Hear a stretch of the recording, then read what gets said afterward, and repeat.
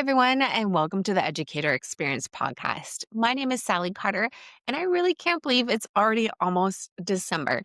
Teachers, professors, and facilitators everywhere are winding down yet another busy semester in what feels like a particularly precarious time in higher ed. I feel like I've used the word precarious more times in my entire life in the past few weeks than I have ever. It's crazy. For a lot of us, this is a really trying season. I've got colleagues and friends who are unsure if their departments or even their jobs will still be here next year.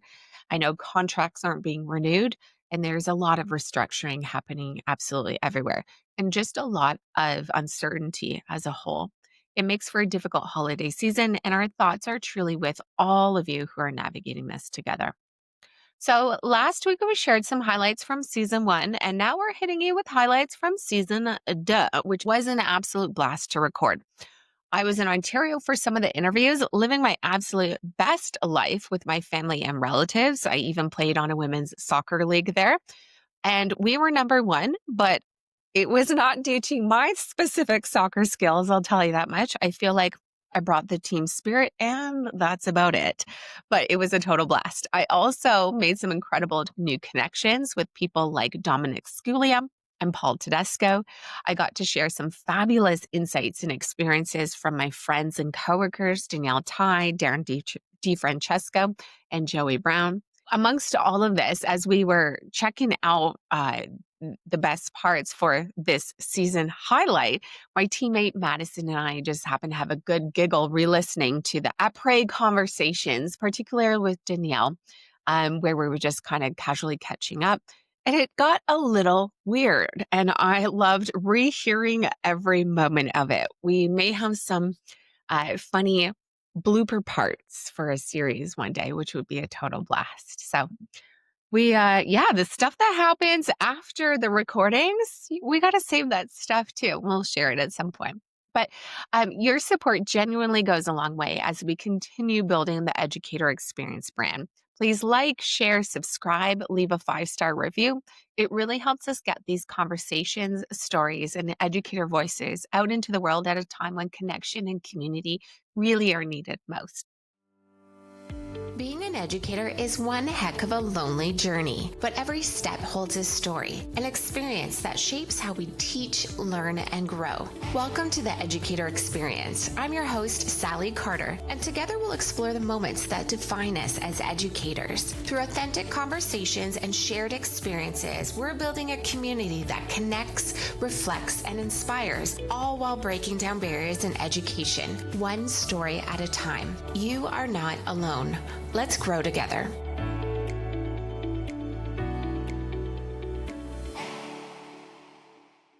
So, we are going to be kicking things off with Domenic Scuglia, whose decades of experience in education were incredibly impactful to hear about and learn from. One of his biggest messages is that every student matters, and how making sure your students and your coworkers know that can truly change a school culture. So, let's check it out. So, if we're to focus for a moment on a new educator, what would you suggest, or what have you seen done before that you could suggest for new educators to create an inclusive classroom? What would that look like? Yeah, so I think the new educator today is obviously going to be more informed than the educator from when I first started teaching. I think back to when I started in my grade 7 classroom in 1982. That version of Domenic Scuglia as a teacher, I wish I had so many more things in my toolkit that would have made me, and some of those things, then maybe I shouldn't be so hard on myself, but I look at those kids, and some of those things that I said and didn't serve those kids well. And that wasn't just out of meanness, it was just lack of knowledge. And I think that today's educator's toolkit is going to be far more fuller than the toolkit that I had when I first started in 1982. And, I refer to things around the best way to deliver curriculum, trying to create learners that, are critical thinkers, that aren't afraid to ask hard questions. And those are skills that are hard for kids to learn, but I think it's important for us to put that kind of learning in front of children, because we want our kids when they leave our high schools and our school boards and go on to post-secondary to be able to have confidence to ask those hard questions. And I think that the educator of today is equipped with the strategies and the knowledge on how to pass on those types of critical thinking skills that, in my era, I had my kids in rows. My classroom today, Right. if I were would not be rows, and I wouldn't necessarily have 30 desks and chairs. I would have a variety of desks and chairs, and I'd have flexible seatings. I'd have balls. I'd have benches. And you coming into my classroom today, you would think it's chaos. But the learning that's going on in that classroom would be amazing, because each of those environments that the kids would be gravitating to are there to meet their learning needs. And that's knowledge and experience that we've learned over time that, 40 years ago, I didn't have. And so today we do have it, and I believe that our educators that are leaving our colleges of education are far better equipped than I would have been 40 years ago. It's funny you talk about the actual physical classroom space. Anytime I'm put in a lecture theater where I can't move things around, it eats a piece of my soul. Like, what do you mean we can't move? We can't interact. We can't turn around. We can't talk to each other. Classroom space and classroom physical management is a key part of inclusion. I really appreciate these opportunities to come and share and reflect on my experiences. I remember when I was principal in one of my schools, I had the front office respond to the phone when calls came in, say at Maximilian Colby, where every student matters. It drove them nuts, that I would insist that I wanted them to do that. But it starts at the front office, the first point of reception when you come into a school. And I want people to know that that's the message and that's the belief that we have when you come into our building. Doesn't matter. Every student in our building matters. I wanted them to know that. So, next we have Dr. Darryn DiFrancesco from the University of Northern British Columbia, who I originally know from Northern Lights College. And her words really resonated with me because she talks about the importance of decentering yourself when students are challenging us in the classroom. Remembering that, as she puts it, when they're challenging me in the classroom, it's not usually about me. It's actually about them and something that they're working through. She also highlights that students who push back are the ones who often want to dig even deeper into the content. She shares the value of inviting students to look up the answers to their own questions and being honest about the limits of our own knowledge. And that opens that humility, which is such a powerful part of teaching. Let's check it out. Yeah, I think that that experience, again, really helped me to remember that it's not about me when students are challenging the content, or challenging even, me, even though I try to not be in my content too much. It's sometimes hard to do, especially if we're talking about social sciences. But yeah, when they're challenging me in the classroom, it's usually not about me. It's actually about them and something that they're working through. So that was really informative, and I think it's helped to form my responses with future situations like that. And I've had many other situations like that since then. I've had a student who, was neurodiverse in my class. It was disclosed. They were frequently challenging what I was learning, and it was hard to not take that personally again, especially because this particular student was incredibly brilliant. And here I am thinking, man, I feel like a fool with all the questions that they're asking me. But then again, realizing that it's not about me. He's not trying to, prove that I'm stupid.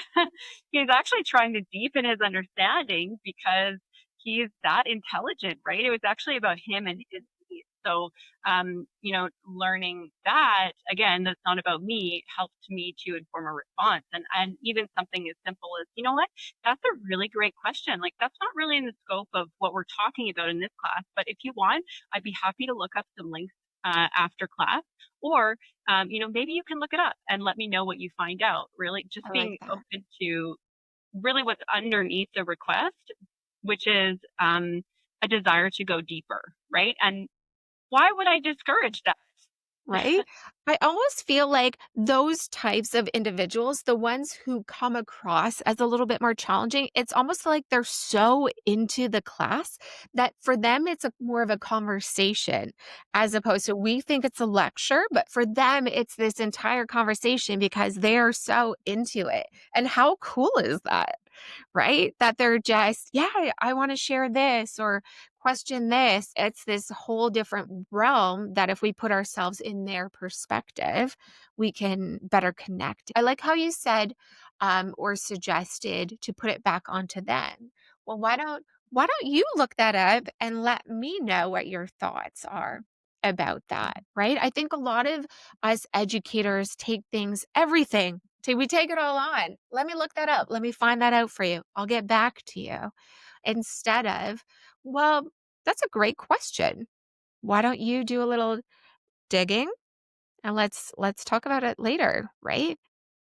Totally. That's one of my favorites now. I do Yeah, that all put it the back. time. A student will have a question. I'll say, I don't know. Can somebody look this up like while I'm continue lecturing? Because they've all got their phones and then they look it up and then they're like, oh, this is the answer. I'm like, thank you. There you go. That's what it is, right? Like we all have this information at our fingertips. And Yeah. I actually think that the students appreciate it when you say that you don't know and being honest about the limits of your knowledge. And I've said that to many students. I mean, my background is interdisciplinary and I as a consequence of that, have taught in a lot of different departments and schools and subjects. I mean, now I'm in a school of nursing. I'm not a nurse. I'm a medical sociologist. I'm not teaching clinical courses, for that reason. I teach theory courses on research methods and ethics, for example. But at the same time, I don't know everything there is to know about nursing. I barely know anything. But what I do know about is research. But even, there are limits to my knowledge there when it comes to the research world. I'm a qualitative researcher. I can tell you some basic information about quantitative research, but if you ask me something that's very niche or specialized or, that has to do with complex statistics, I might struggle. I might need to look up some resources. And I think that it's good modeling to tell students, like, you know what, that's not my area. Let's look it up, see what we can find out. Or, you can look it up and get back to me. And if we can't get an answer, I will find out, right? I'll find a person who can get, Mm, which is yeah. really hard not to get an answer now. I mean, between Google and AI, you can usually get an explanation somewhere. Season 2 is also where we first sat down with Dr. Joey Brown with Thompson Rivers University, who has since become a regular face on the podcast. His experience spans continents, and we're excited to continue learning from him in the new year as well. In this conversation, Joey talks about how cheating and relying on tools like ChatGPT might get you decently far, but you will eventually be found out. More importantly, he highlights how cheating robs students of their own learning experience and creates what he calls a knowledge debt, a deficit that will inevitably need to be repaid. One of my favorite insights from Joy is his idea that we don't respect education enough for the idea of failure. It's about not knowing something and then trying to overcome that gap.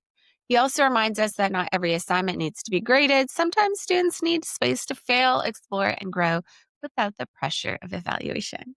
Let's get to it. At the end of the day, if you just use ChatGPT to write every single essay, it can get you decently far. It'd probably get you through the first few years of a program. Great.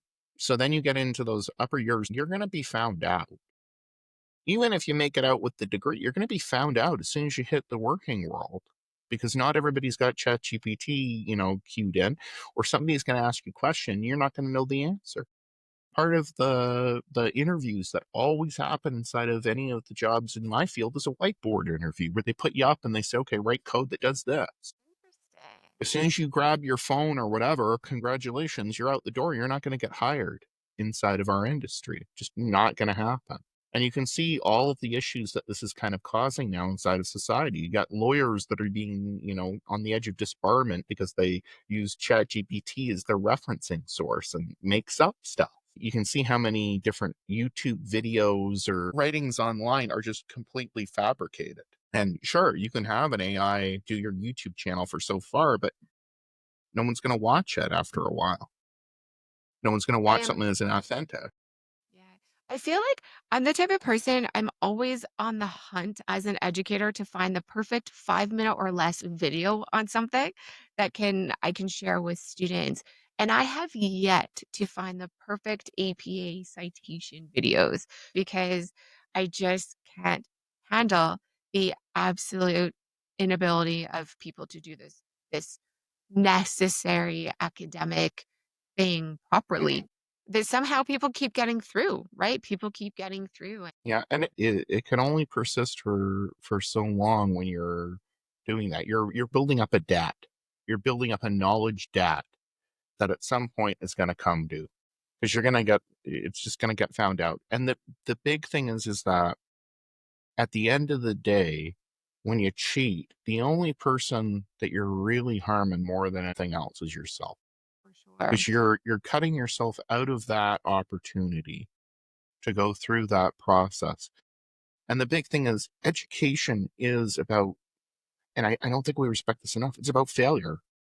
It's about not knowing something and then trying to overcome that gap. We've gone too far in terms of everything has to be graded, everything has to be evaluated, everything has to be, and then conversely, at the lower years, we've gone completely no grades, nothing evaluated, no responsibility, no discipline, nothing.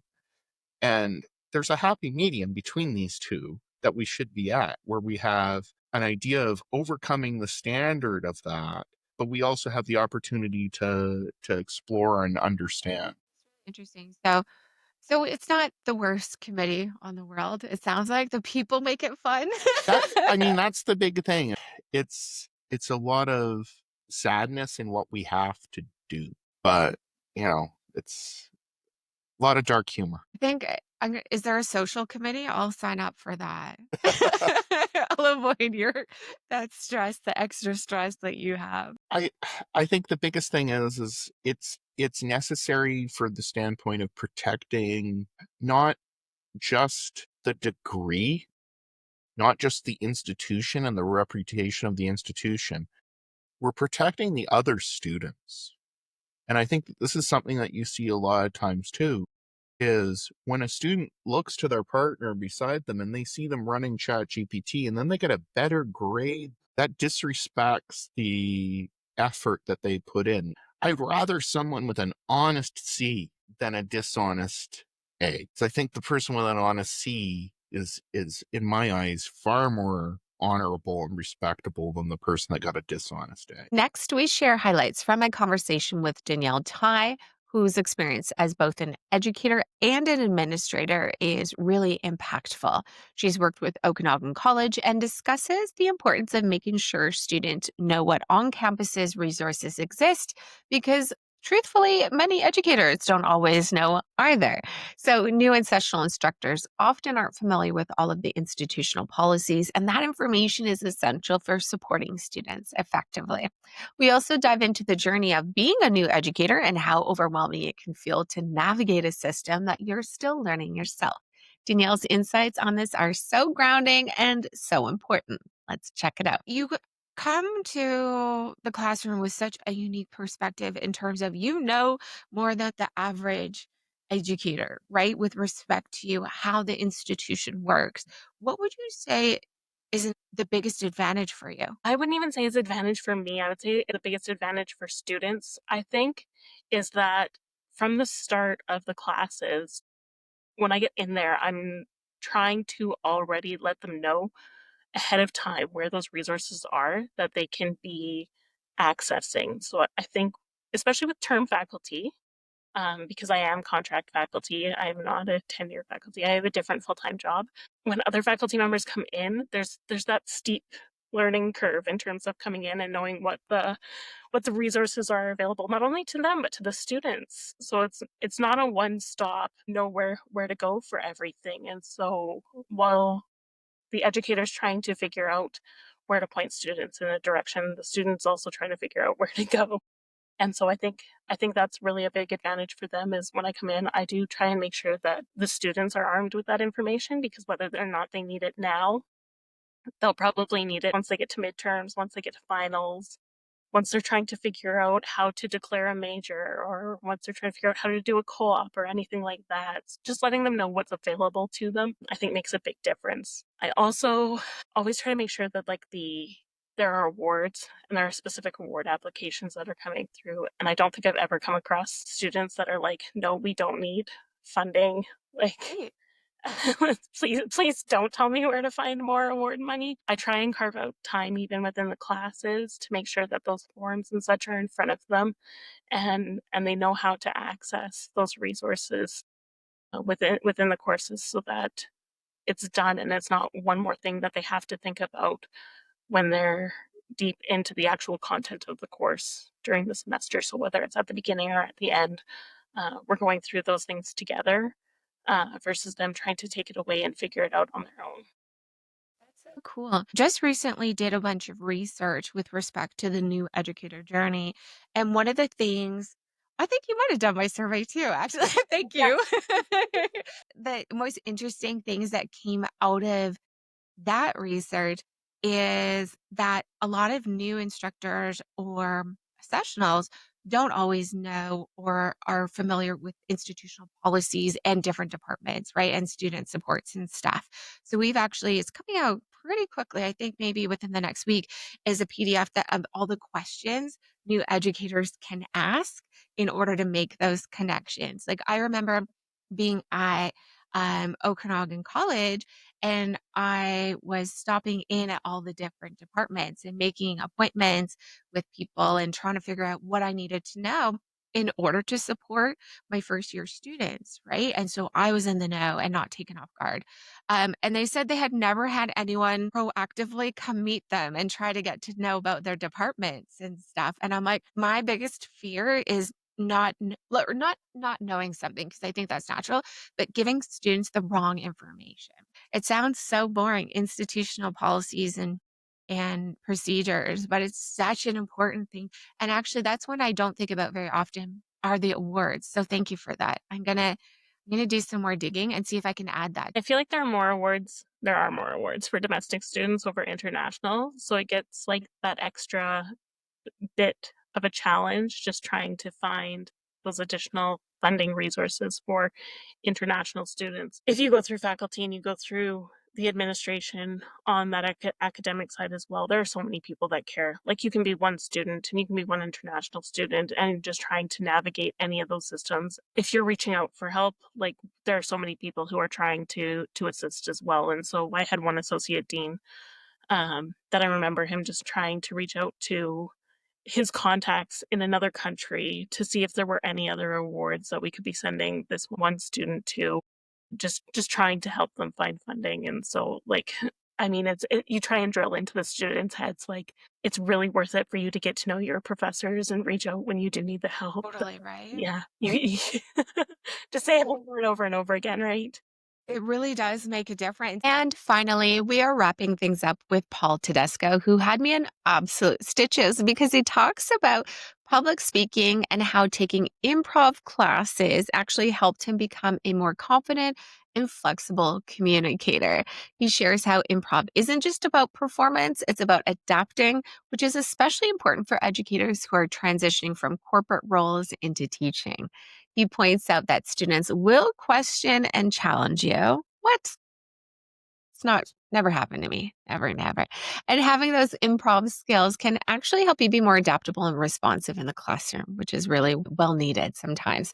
Another theme that he touches on is the importance of fun. My favorite, well, one of my favorite F words. He reminds us that adults can continue to learn and pick up new skills at any stage in life, and that fun is an absolutely crucial part of the process. A perfect way to wind down season 2. We hope you enjoy. You know what's funny? Actually, it's funny that you say like doing improv, because I've always wanted to try that in order to become a better speaker. Because I had a fear. So my main issue was fear. It is like the number one fear of the human race, right? It's more people are afraid of public speaking than dying. So it is the number one fear for the entire human race, and I was afraid. And the reason I chose improv was because it wasn't my articulation that I was trying to get past, as a benefit of teaching has been my ability to explain concepts and articulate things, and it's made me a better speaker. But I was afraid to get up in front of people. And to me, the only way to deal with that was to deal with it head on. And improv was because you're up there and you just gotta go. And it's crazy. Teaching has had all these other benefits. Like, yes, I became a better public speaker, but mainly because it changed the way and my approach, which made me more of a professor and teacher than a salesperson. And I think that has really paid benefits to me. A little bit less of the, hey, we want to be your agency and we want to do it, a little bit more of that kind of coming from a credible, professional, researched aspect of it. So it has done that. But it's also kept me on my toes. I mean, you've been in my class and people are questioning you and challenging you. And half the time I'm dancing as I try to figure out how to answer some of those questions. But doing that, basically every month, because that's what I do. Every month I have an engagement like that has kept me current and on my feet and made me do research and caused me to be, a little bit more adaptable. It's just so much fun. It really is. It's my secret dream to do a stand-up show at some point. It's just such a valuable type of thing to try improv, right? It could benefit so many things. And I think not a lot of people actually talk about the nerves of when a teacher first enters that classroom and how long it takes for teachers to become comfortable at the front. And you touched on that briefly too. You were like clutched at the podium. I always joke and like I acknowledge it in my first classes. And I'm like, is anyone nervous here? Anyone uncomfortable? I'm like, me too. Yeah. Me too. And I'm going to say the wrong thing. I'm going to be a little weird, but it's going to take me a couple classes to get into the groove and get to know people and stuff too. So it's okay. We're figuring it out together. But I think not a lot of people talk about that, right? Yeah. It's uncomfortable. It's I have insisted my kids embrace and learn how to speak to a group of people, because I think it is the number one. I have said before to the people who organize the MBA at DeGroote, your very first month should be spent on nothing else but presentation skills, and your second month should be nothing else but writing skills. And that's all you should be doing over and over and over again, is writing, and not writing essays, just because I think writing and speaking go hand in hand. And I think these two things, if you were to work on them for 2 months for everybody, and it was your first courses, that you just raise a bunch of people who would be better at it. Thank you for joining us on today's episode of The Educator Experience. We hope you're walking away feeling connected, inspired, and just a little bit more supported on your journey. Ready to go a little bit deeper? Join the Educator Experiences community and check out our courses and workshops specifically designed to support new educators as they navigate the ups, downs, and everything in between. You'll find it all at educatorexperiences.com. If today's conversation resonated with you, share it with a fellow educator, and don't forget to subscribe so you never miss an episode. Together, we're building a vibrant community rooted in support and connection. See y'all next Monday.